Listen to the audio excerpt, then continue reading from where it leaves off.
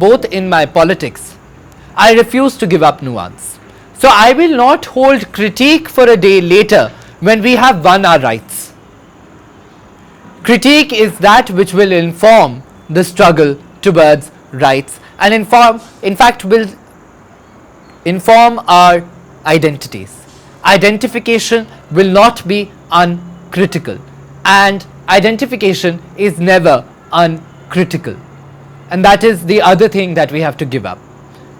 Nobody generally, and this is a large generalization, identifies without nuance in their own living. You occupy gender, for example, with a certain critique, and people occupy their caste ideas with a certain critique.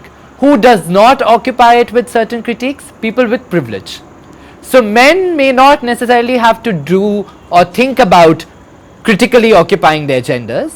Upper caste people may not have to critically occupy caste. Upper class people may not have to critically occupy class. But anybody who is on the other side of this privilege has only and always already occupied and identified critically. And if you occupy multiple subject positions, then they run against each other and they are frictional.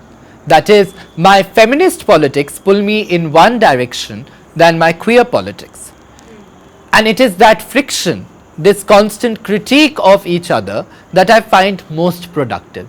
Both that undoes my politics and both that makes it all the more possible, right?